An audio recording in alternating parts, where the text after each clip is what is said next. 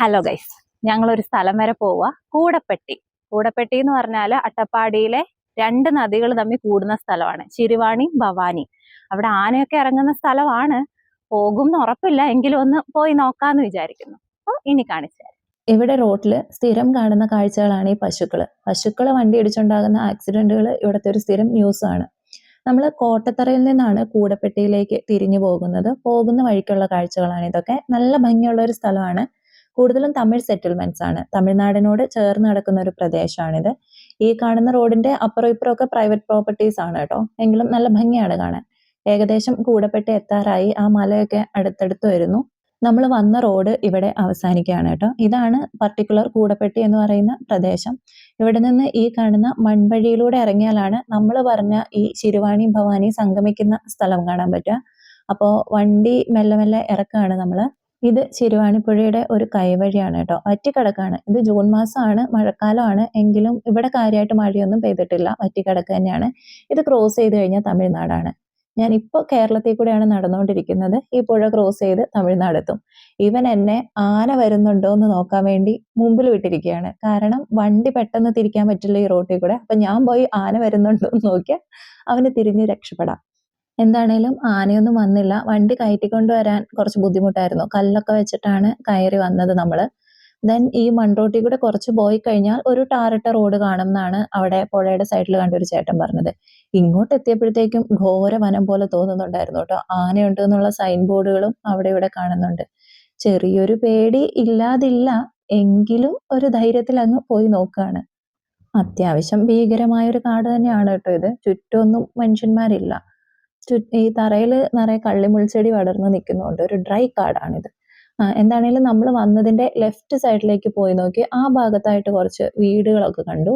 അപ്പോൾ അവിടെ ചെന്നിട്ട് കാര്യങ്ങളൊക്കെ അന്വേഷിക്കാമെന്ന് വിചാരിച്ചാണ് പോകുന്നത്. സത്യത്തിൽ ഞാൻ വിചാരിച്ചിരുന്നത് അതാണ് കൂടപ്പെട്ടി, ഇവിടെ എവിടെയാണ് ഈ പറയുന്ന റിവർ കോൺഫ്ലുവൻസ് എന്നൊക്കെയാണ്. ബട്ട് അല്ലായിരുന്നു.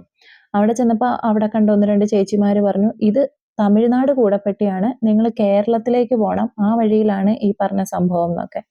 അങ്ങനെ നമ്മൾ അവിടുന്ന് വീണ്ടും തിരിച്ചുപോയി.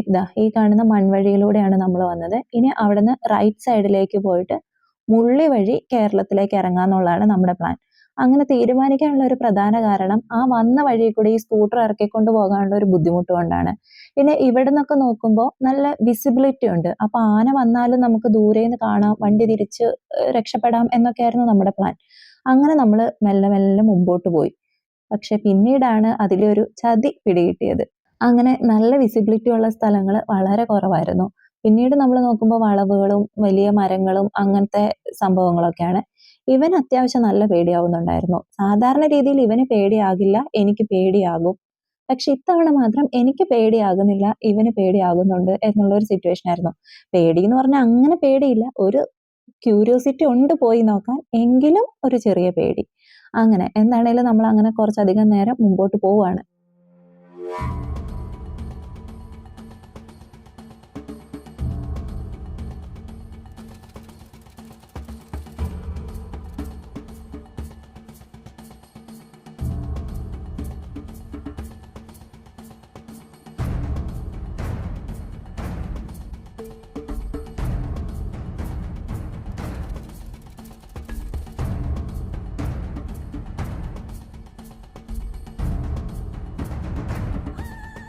വഴിയിലൊക്കെ നിറയെ ആനപ്പിണ്ടം കാണുന്നുണ്ടായിരുന്നു കേട്ടോ. ഫ്രഷ് ഒന്നും അല്ല, പണ്ടത്തെ എങ്ങാണ്ടാണ്.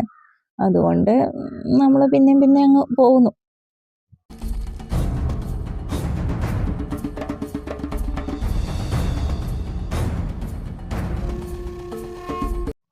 ഇവിടെയൊക്കെ എത്തുമ്പോഴത്തേക്കും കാട് വളരെ തിക്കായിട്ട് വരുന്നു. ഒരു ഡെൻസ് ഫോറസ്റ്റ് എന്നൊക്കെ പറയില്ലേ, ആ ഒരു രീതിയിലായി കേട്ടോ. അത്യാവശ്യം അഡ്വഞ്ചറസ് ആയിട്ടുള്ള ഒരു റൈഡ് തന്നെയാണ് നമ്മൾ പോയിക്കൊണ്ടിരിക്കുന്നത് എന്നുള്ളൊരു ബോധ്യം നമുക്ക് വന്നു തുടങ്ങിയിട്ടുണ്ട്.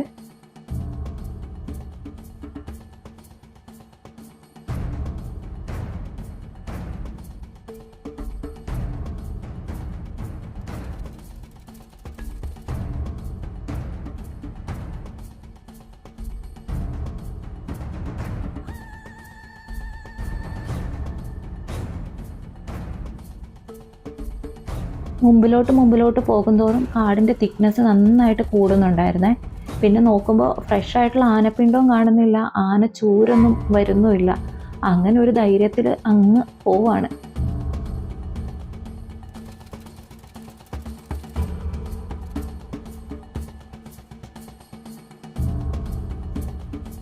അട്ടപ്പാടി വഴി ഊട്ടി എന്ന് പറഞ്ഞിട്ട് അർജുൻ ടൈൽസ് എന്താണ് ആ ചാനലിൻ്റെ പേരെന്ന് തോന്നുന്നു. അങ്ങനെ ഒരാൾ ഈ വഴി കൂടെ ഊട്ടിക്ക് പോകുന്നൊരു വീഡിയോ ഇട്ടിട്ടുണ്ടായിരുന്നു. അന്നോട്ട് ഞാൻ വിചാരിക്കുന്നതാണ് ഈ വഴിയൊന്ന് പോകണമെന്ന്. പക്ഷെ ഇങ്ങനെ സ്കൂട്ടറിൽ പോകണമെന്നൊന്നും ഞാൻ വിചാരിച്ചിട്ടില്ല. പക്ഷേ ഹവർ വന്നപ്പോൾ രസമുണ്ട് കേട്ടോ. പിന്നെ കുറച്ചങ്ങ് വന്നു കഴിയുമ്പോൾ പേടി മാറി നമുക്കൊരു ത്രില്ലാവും.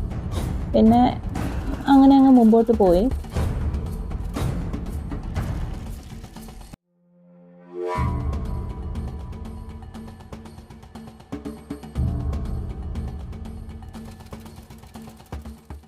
ഒരു 5-6 കിലോമീറ്റർ വന്നിട്ട് ആദ്യമായിട്ട് ഇതിനിടയിൽ ഒരു മനുഷ്യനെ കണ്ടു കേട്ടോ. പിന്നെ താഴോട്ട് നോക്കുമ്പോൾ കുറച്ച് വീടുകളും കാര്യങ്ങളൊക്കെ കാണാൻ പറ്റുന്നുണ്ടായിരുന്നു.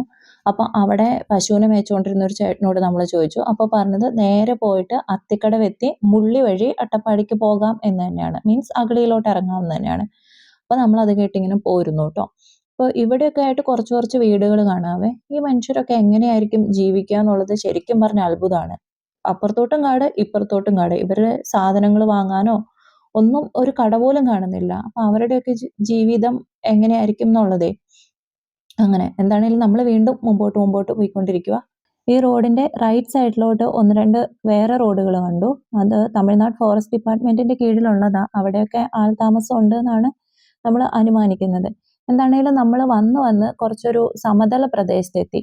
നമ്മളിങ്ങനെ പറഞ്ഞു വരികയായിരുന്നേ, പഴയകാല ഐന്തിണയികളില്ലേ, അതിലെ കുറിഞ്ചി മുല്ലയുടെ ഒക്കെ ഒരു മിക്സ് പോലെ തോന്നുന്ന സ്ഥലമാണ് എന്നുള്ളത്. ഒരു മനുഷ്യനില്ല കേട്ടോ, ഒരു മനുഷ്യനും ഇല്ല, ഒരു മൃഗങ്ങളും ഇല്ല. മൃഗങ്ങളുണ്ട്, നമ്മൾ കണ്ടിട്ടില്ല. അങ്ങനെ കുറേ നേരമായിട്ട് നമ്മളിങ്ങനെ മുമ്പോട്ട് പോന്നുകൊണ്ടേ ഇരിക്കുകയാണ്. ഏകദേശം ഒരു 9-10 കിലോമീറ്റർ ഉണ്ട് ഈ കാട് എന്നാണ് നമ്മൾ മനസ്സിലാക്കുന്നത്.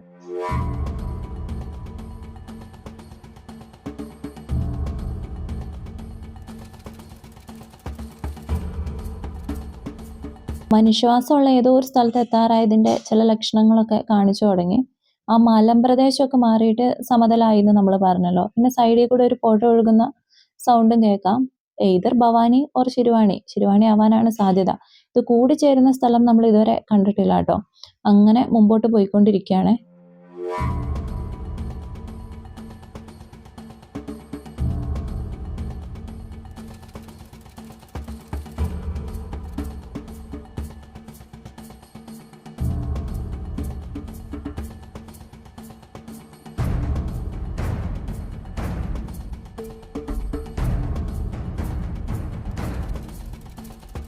ഇവിടേക്ക് എത്തിയപ്പോഴത്തേക്കും കാടിന്റെ ഭംഗി കുറച്ചും കൂടെ കൂടിയതുപോലെയാണ് തോന്നുന്നത്. കുറച്ചും കൂടെ ഒരു പച്ചപ്പും കുറച്ചും കൂടെ ഒരു എന്തോ ഒരു ഭംഗി കൂടുതൽ തോന്നുന്നു. പിന്നെ ഞാൻ നേരത്തെ പറഞ്ഞില്ലേ പുഴ ഒഴുകുന്ന സൗണ്ട് കേൾക്കാൻ പറ്റുന്നുണ്ട് എന്ന്. ഇപ്പൊ ആ പുഴ നമുക്ക് വണ്ടിയിലിരുന്ന് കാണാനും പറ്റുന്നുണ്ട്. പക്ഷെ ക്യാമറയിൽ കിട്ടുന്നില്ല. ഇറങ്ങി നിർത്തി പോയി നോക്കാനുള്ള ഒരു ധൈര്യക്കുറവ് എനിക്കുണ്ട് താനും. നമ്മൾ കാണാൻ വന്ന കൂടൽപ്പെട്ടി ഇതാണ് കേട്ടോ. ശിരുവാണിയും ഭവാനിയും ഇവിടെ വെച്ചാണ് സംഗമിക്കുന്നത്. പക്ഷെ അതിലോട്ട് ഇറങ്ങി പോകാനുള്ള വഴി അവിടെ കാണുന്നുണ്ട്. പക്ഷെ എനിക്കെന്തോ ഭയങ്കര പേടി തോന്നുന്നു. അവിടെ വെച്ച് ആ ശിരുവാണിയും ഭവാനിയും കൂടെ ഒരുമിച്ച് ഭവാനിയായിട്ട് ഒഴുകി അത് തമിഴ്നാട്ടിലൂടെ കാവേരിയിൽ പോയി ചേരും. പിന്നെ അത് അറബിക്കടലിൽ പോയി പതിക്കും. അറബിയിലല്ലേ അതോ ബംഗാൾ ഉൾക്കടലിലാണോ? കാവേരി എവിടെയാ പതിക്കുന്നത്? ബംഗാളിലല്ലേ? ബംഗാൾ ഉൾക്കടലിലോട്ട് പോകാനുള്ളതാണ് ഈ പുഴ. അത് കഴിഞ്ഞ് കുറച്ച് ദൂരം മുന്നോട്ട് വന്നപ്പോഴത്തേക്കും ഇതുപോലൊരു സെറ്റിൽമെന്റ് കണ്ടു കേട്ടോ. തമിഴ്നാടിന്റെ തന്നെ ഭാഗമാണ്. ജയലളിതയുടെ പിക്ചറും അതുപോലെ രണ്ടിലെയും ഉദയസൂര്യനും ഒക്കെ ഈ വീടുകളിൽ കാണാമായിരുന്നു. മേ ബി ഗവൺമെന്റ് പണിത് കൊടുത്ത വീടുകളായിരിക്കും, ഉറപ്പില്ല. അങ്ങനെ അത് കടന്ന് നമ്മൾ വീണ്ടും മുന്നോട്ട് പോകുന്നു. വിജനമായ സ്ഥലം തന്നെയാണ്. ഇടയ്ക്ക് കുറച്ച് വീടുകൾ കാണും, പിന്നെയും കുറേ ദൂരം വിജനമായിട്ട് കിടക്കും, വീണ്ടും 1-2 വീടുകൾ കാണും. ആ രീതിയിലാണ് ഇപ്പോൾ കണ്ടുകൊണ്ടിരിക്കുന്നത്.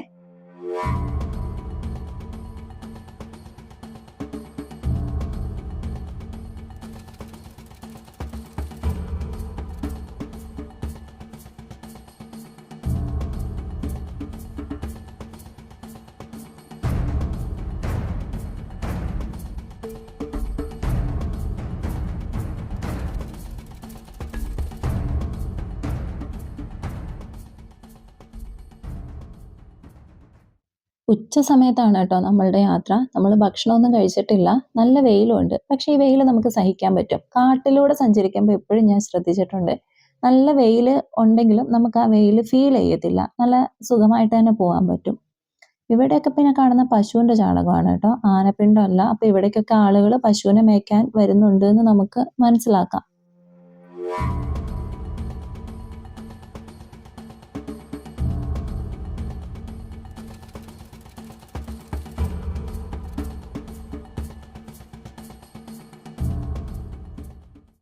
ഉടനെ ഏതെങ്കിലും ഒരു മനുഷ്യവാസമുള്ള സ്ഥലം കണ്ടുപിടിക്കാൻ പറ്റുന്നുള്ള പ്രതീക്ഷയിൽ നമ്മൾ മുമ്പോട്ട് പോവുകയാണ്.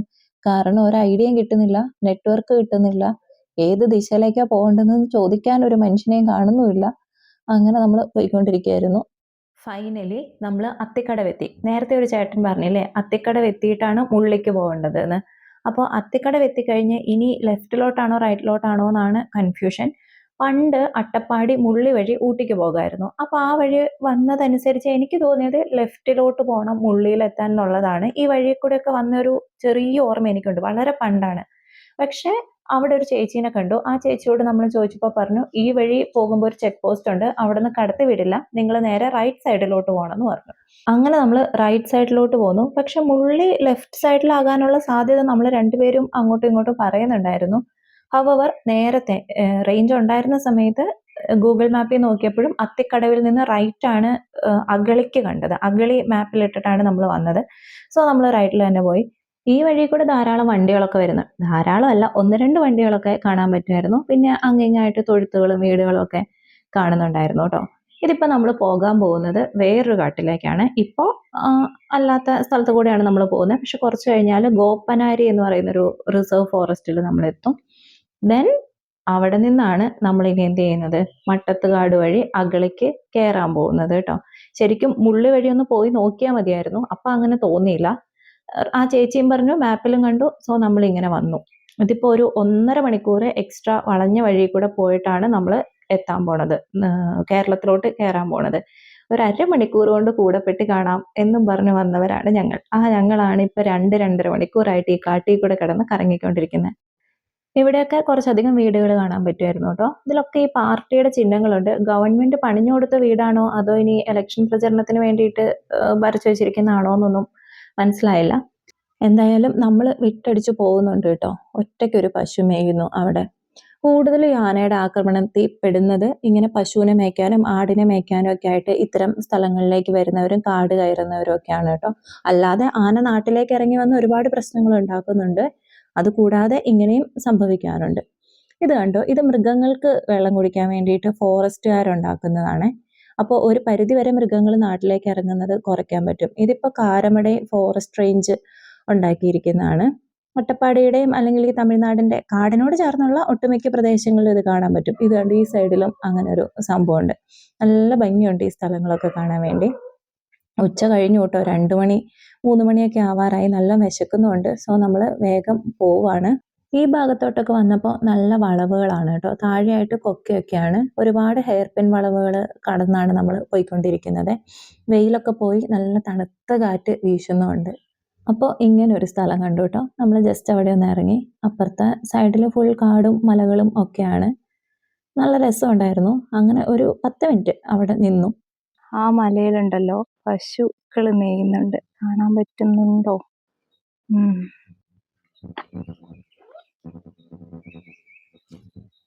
പോവാ.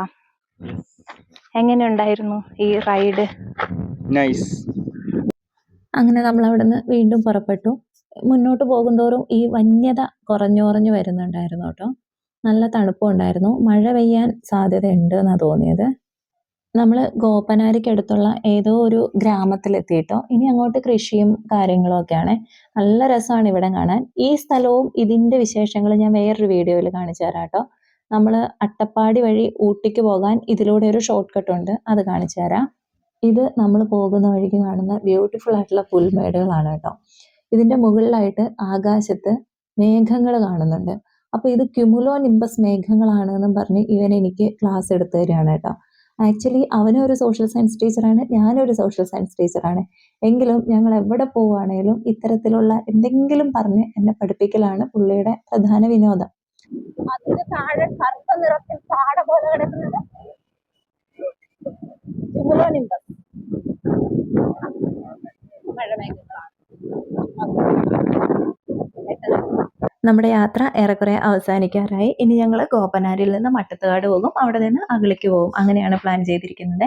ഈ ഒരു ഏരിയയുടെ വിശേഷങ്ങളൊക്കെ വേറൊരു വീഡിയോയിൽ കാണിച്ചു തരാം. അപ്പോൾ ശരി, വീണ്ടും കാണാം.